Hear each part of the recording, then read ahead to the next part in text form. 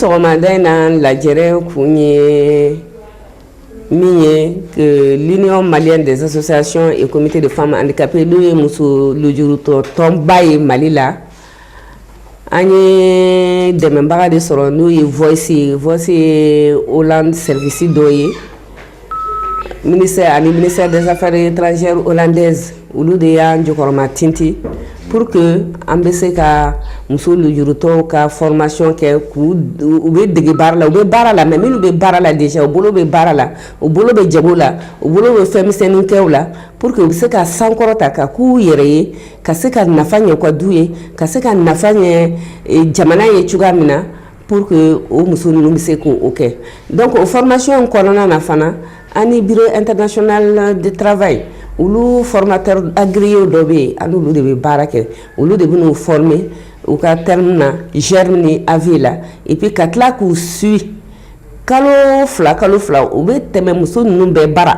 pour que k'a lajɛ i ka baara yiriwara wa mun gɛlɛya b'i kan wa ka tila k'a bilasira fana ka muso in bilasira fana muso in bɛ bilasira i kan ka taga nin banque na ou bien i kan ka taa nin caisse na ou bien ni nin femme entrepreneur ou bien groupement de femmes dɔ kan ka se ka baara kɛ ɲɔgɔn fɛ donc o ye coaching ye u b'o fana kɛ an ko ni baara in fana banna ni formation bɛɛ banna musow bɛ fara ɲɔgɔn kan ka kɛ jɛkuluba ye n'u b'a fɔ nazarakan na ko réseau donc o bɛ kɛ réseau ye n'u kɛra réseau ye réseau in tɛ dan muso lujurutɔ dama ma dɛ réseau in an b'a dayɛlɛ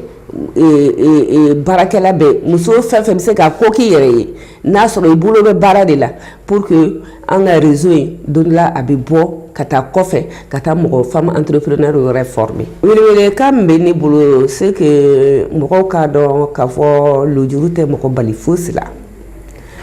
lujuru tɛ mɔgɔ kɛ bolokɔfɛ fɛn ye mɔgɔw fana kana kɛ k'a fɔ ko lujuru bɛ karisa la a tɛ se ka fɛn kɛ faut que mɔgɔw ka da an na société ka da an na ka baara di an ma donc k'a fɔ muso lujurutɔw o ni musow bɛɛ de ye kelen ye donc an k'an bolo di ɲɔgɔn ma